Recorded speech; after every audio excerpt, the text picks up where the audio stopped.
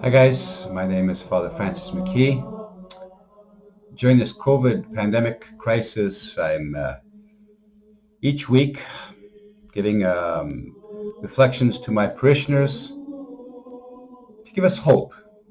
I hope that these words each week can be of some hope to you, some strengthening in your journey. Theme for tonight is I'm sick of this. I'm tired. I can't take it anymore. I've heard this now after 8 weeks of the coronavirus pandemic here in Montreal. It could very well be the case in other places of the country. I don't know, but certainly in Montreal, I'm hearing that from a lot of people. This is not living. This is just existing. Can't touch anymore. Can't see my family. I did a funeral today. It was one of the saddest funerals I've ever done. We were at the grave site, couldn't go anywhere else. Everybody was separated. There's about 15 people there. The three children of the gentleman who died were hugging each other, holding each other, and the mother, his wife, was all alone with her mask on and not able to hug anybody, all alone crying. And the children didn't dare touch her because this darn little virus is in the way. And what an awful experience it was. And I was really brokenhearted by this. I'm sick of this thing. I don't know about you guys, but I'm sick of this thing. And so the purpose of this little talk is just to kind of say what's going on here and what are we learning? Maybe think first of all of the book of Genesis when the Israelites, the Hebrew people, were 40 years in the desert.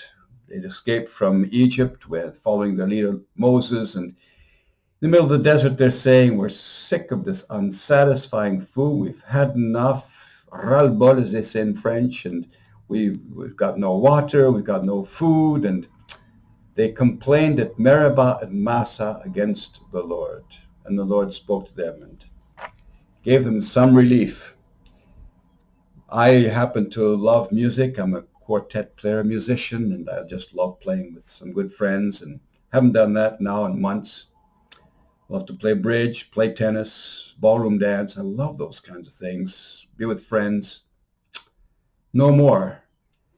Day after day, it seems dreary and long, and I hear people likewise saying the same thing.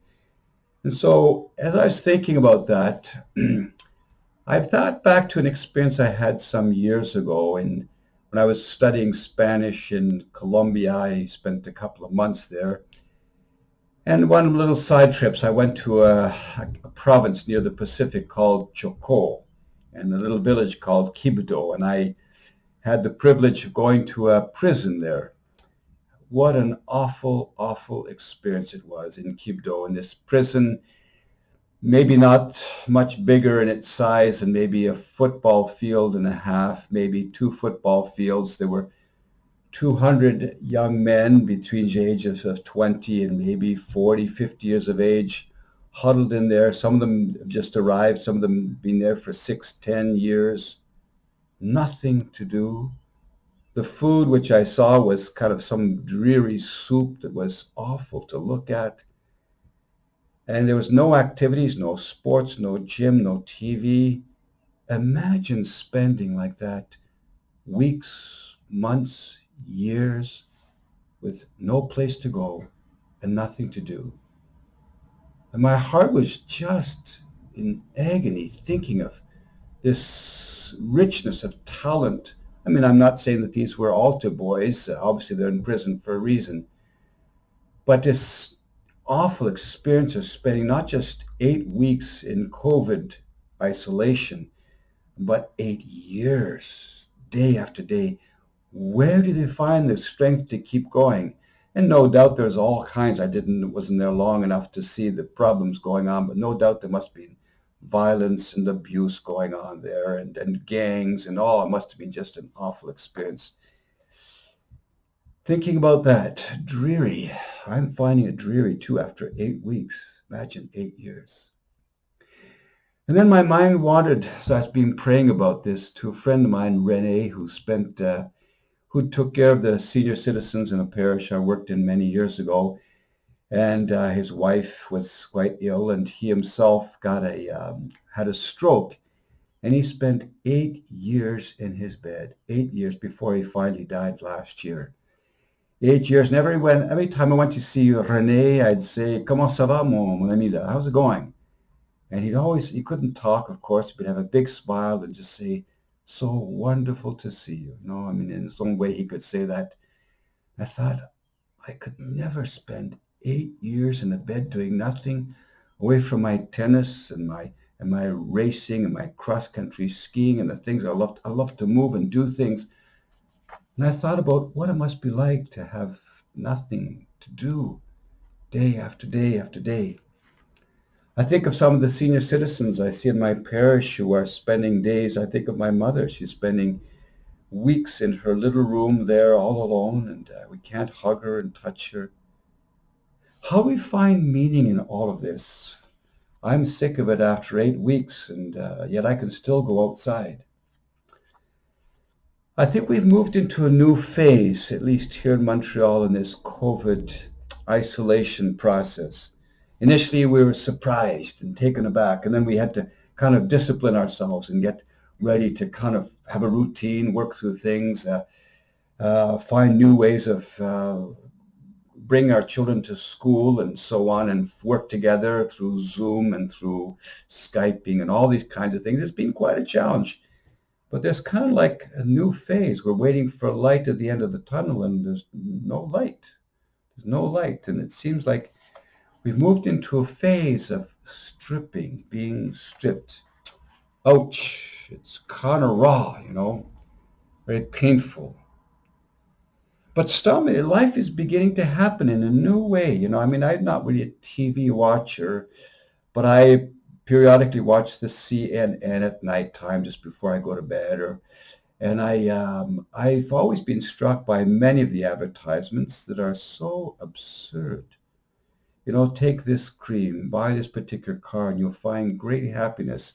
I've always known it was absurd, but all the more in the face of this funeral I did today, when this was really raw humanity suffering in front of this terrible situation of not being able to accompany her husband when he was dying, having him die, not be holding his hand, and being at your funeral and not being hugged by your own family.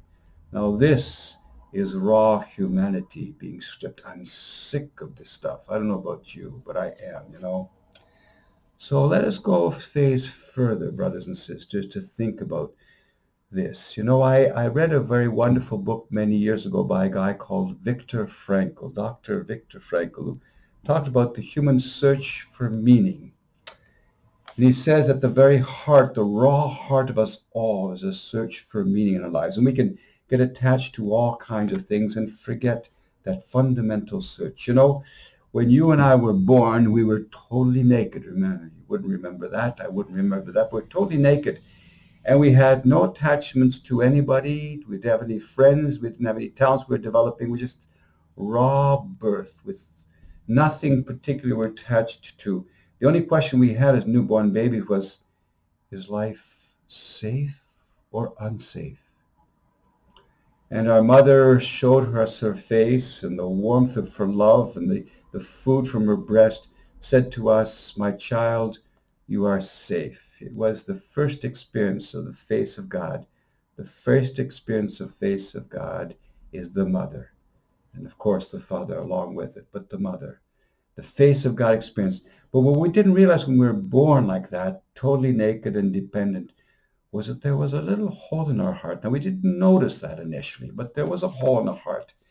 And so we began to see that life is good, and we began to grow and discover things that we're loving. And we looked at the butterflies and looked at the mountains and looked at the rivers with amazement, and began to develop friendships and develop things that we love, like tennis or baseball or football or hockey or whatever it is, and the basic joys of life. And then we began to experience the first pains when we're a little baby. We have our first experience of gas, and I'm painful and begin to scream. And then we start to have difficulties because we're hungry, and we scrape our knees and so on. And all through this, we gain wonderful gifts, but we begin to notice that there's something missing in our lives, This yearning as we see a close friend get killed or maybe have cancer and die. And begin to see grandpa who's getting elderly and he also disappears. We begin to touch the raw hardness of life and its difficulties and begin to say, now, what is this journey all about anyway? As we're going through this new phase now, I can't stand it. I'm tired of it. Maybe we're being brought to our knees in a new way and wondering about what is this hole in my heart that I'm now beginning to notice? It was placed there when I was born, but now I'm beginning to notice it, where an infinite desire to have serenity and peace is becoming more needy. An infinite need that I have to be cared for and known is becoming something more raw. An infinite desire to be in fullness of joy is becoming more and more raw. And our hearts are searching for this meaning here. And in this phase of saying, I'm sick of this, I'm tired of this, may be a phase, an invitation to patience, because the Creator is doing something there, something new. He seems to be stripping away and inviting the heart to awaken to something else. And see that there really is a hole in my heart that He alone can satisfy. So this is a new phase in this pandemic. We're sort of saying, I'm sick of this, I'm tired, I can't take it. Where's the light at the end of the tunnel? But as we're sitting here in this time now, maybe we're being stripped away by the Lord to see this deeper hunger in my heart, this hole in my heart, this hole that He placed Himself, inviting us to say, who are you and why am I here, O Lord? It's an invitation to dig deeper, deeper into the sense and purpose of our existence, the purpose of our lives. And I invite you as you go through this very difficult stripping phase, saying, I can't stand it, to think about those prisoners who throughout the world, and I've seen many prisons now, guys and women who are locked away and everything's being stripped away from them. And I've heard some of them say to me in discovering the Lord that I may be in a prison outside, but on the inside my heart is free. Have you discovered that?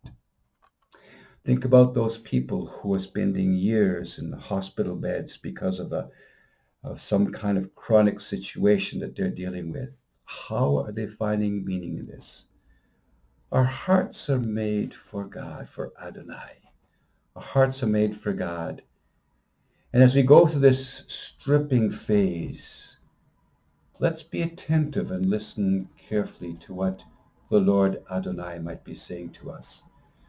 That He alone can satisfy this infinite hunger for being loved and known and cherished. And He's awakening in us, perhaps through this difficult phase, awakening in us a yearning for something greater. Because our true home is with the Lord. Our true home is with God. So, my brothers and sisters of my parish, and all those who might be listening, courage. It's not easy. I can't stand this. I want it to be over with. Well, while we're in it, may the Lord teach us and show us more deeply the beauty of His face. Courage, guys. The Lord is with us.